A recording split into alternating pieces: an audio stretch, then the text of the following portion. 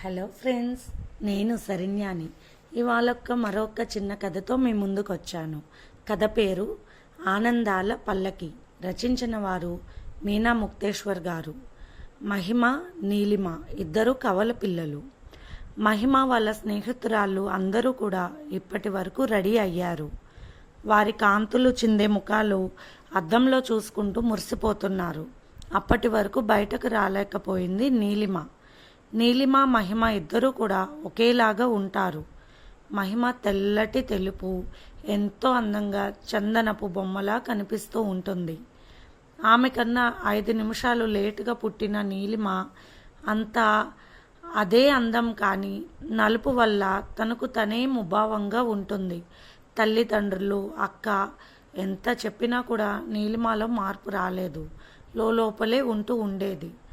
బయట ప్రపంచంలో విషయాలను పట్టించుకుని వారి మాటలతో బాధపడేది నీలిమ. తనను చూసి ఎవరూ ఇష్టపడరు, తనను ఎవరూ ప్రేమించరు అన్న భావనలో ఉండేది. సమాజంలోని పరిస్థితులు చాలా వరకు అలాగే ఉన్నాయి. మరి మహిమ ఆ విషయం బాధగా అనిపించినా తన చెప్పిన వినని నీలిమను ఏమీ అనలేకపోయేది. డాక్టర్ కోర్స్ చేసింది మహిమ. స్పెషల్ కోర్స్ కోసం ఇతర దేశాలు వెళ్తుంది. అందుకే ఫ్రెండ్స్ అందరూ రావడంతో ఇంట్లో ఒక చిన్న పార్టీలాగా చేశారు. ఫ్రెండ్స్ అందరితో ఆనందంగా నవ్వుతూ ఉన్న మహిమను గమనించిన నీలిమ భగవంతుడి దగ్గరికి వెళ్ళి, నాకెందుకు ఇటువంటి రంగు పులిమావు? నేనేం పాపం చేశాను? నలుగురిలో నన్ను చిన్నపుచ్చుతున్నావు అని బాధపడుతూ ఉంది. మహిమ స్టేట్స్ వెళ్ళిపోయింది. రాజశేఖర్ గారు, రజని దంపతులు ఇద్దరు కూర్చుని మాట్లాడుకుంటూ ఉన్నారు. నీలిమ మౌనంగా లోపలికి వెళ్తుంటే, నీలిమ, ఎందుకలా ఒంటరిగా ఉంటున్నావు?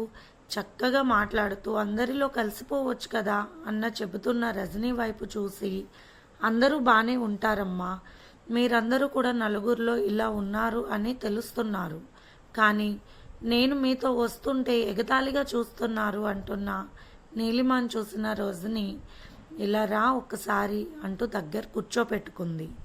రంగు ప్రధానం కానే కాదు నీలిమ, నువ్వెప్పుడు తెలుసుకుంటావో నాకు అర్థం కావడం లేదు తల్లి. ఈ విషయాన్ని నువ్వు బాగా మనసులో పెట్టుకుని నీకు ఉన్న టాలెంట్ని పోగొట్టుకుంటున్నావమ్మా. పరీక్షలు రాయడానికి వెళ్ళేటప్పుడు ఎవరో ఏదో అన్నారని వెనక్కి తిరిగి వచ్చేస్తారా? నీ కెరియర్ నువ్వే పాడు చేసుకుంటున్నావమ్మా అంటున్న తల్లి వైపు చూసి, పోనీలే అమ్మా, నా కెరీర్ ఎలాగో ఉంటుంది, ఇలాగే ఉంటుంది, నేను చూసుకునే అద్దం కూడా నన్ను వెక్కిరిస్తున్నట్టుందమ్మా అంటున్న కూతురు వైపు చూసి రాజశేఖర్ గారు బాధపడ్డారు. కూతుర్ని దగ్గర కూర్చోబెట్టుకుని ఎన్నోసార్లు చెప్పి చూశారు. నీలిమలో ఆ నిరాశ శక్తి మాత్రం పోవడం లేదు. ఎక్కువగా తనతో మాట్లాడి ఆమెను మరింత బాధ పెట్టడం తండ్రిగా రాజశేఖర్ గారికి ఇష్టం లేదు. ఏం చెయ్యాలో అని ఆలోచిస్తున్నాడు. ఆ రోజు వచ్చిన ఉత్తరం చదివి పక్కన పెట్టేసి తల పెట్టుకున్నారు రాజశేఖర్ గారు. ఏమైందండి అంటున్న రజనీ మాటకు, అక్క దగ్గర నుండి ఉత్తరం వచ్చిందంటూ గంభీరంగా చెప్పారు.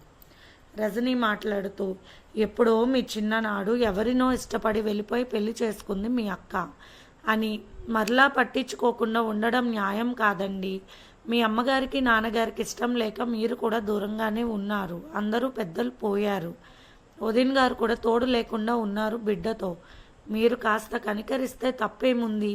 మీ ఫ్రెండ్ చెబుతానే ఉన్నారు కదా, మీ అక్కగారి గురించి తెలుసుకోండి, ఇంకా మూర్ఖత్వాలు వదలండి దయచేసి అని చెప్పి భార్య మాటలు విని రాజశేఖర్ వెంటనే వాళ్ళ అక్క దగ్గరకు బయలుదేరాడు.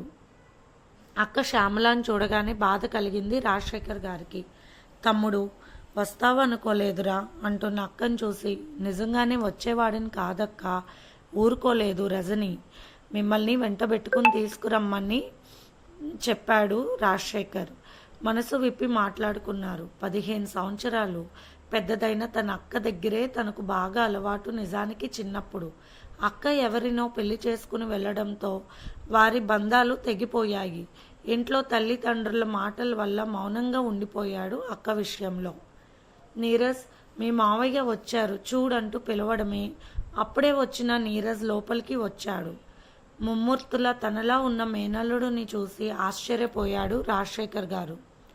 మేనమామను చూసి మేనల్లుడు అలాగే చిత్రపోయాడు. విడిలో నిన్ను చూసుకుని నేను ఆనందంగా ఉండేదాన్ని తమ్ముడు అని చెబుతున్న అక్క వైపు చూసి నవ్వాడు రాజశేఖర్. అక్కడ ఉన్న ఇల్లు అమ్మేసి వారికి ఉన్న అప్పులు కట్టేసి అక్కను మేనల్లుడిని తీసుకుని ఇంటికి బయలుదేరారు రాజశేఖర్ గారు.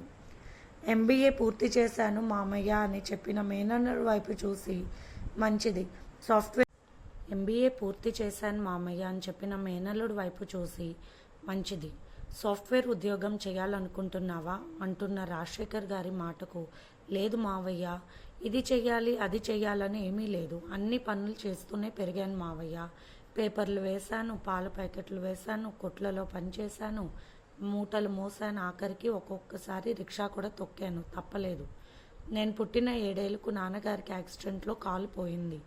అక్కడితో అమ్మ ఒక బట్టల షాప్లో పనిచేసేది, అలాగే నన్ను చదివించేది. నేను కూడా అన్ని పనులు ఆ పని ఈ పని చేస్తూ ఉండేవాడిని. నాన్నగారు చాలా మంచి వ్యక్తి, అందుకే ఆయన స్నేహితులు ఆయనకు సహాయంగా ఉండేవారు. అలా అని అప్పులు ఏమీ చేయలేదు. నాన్నగారికి జబ్బు చేసిన తర్వాతే అప్పులు చేశాము, ఆయన దక్కలేదని చెప్పాడు బాధగా నీరజ్. తర్వాత రాజశేఖర్ గారింటికి చేరిన నీరజ్కి అర్థమైంది కొద్ది రోజులలోనే నీలిమ చాలా సున్నితమైన మనసు గల అమ్మాయి.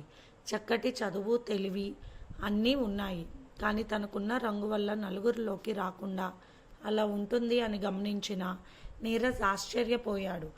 ఆ విషయం మేనమామతో మాట్లాడాడు. చాలా బాధపడ్డారు రాజశేఖర్ గారు.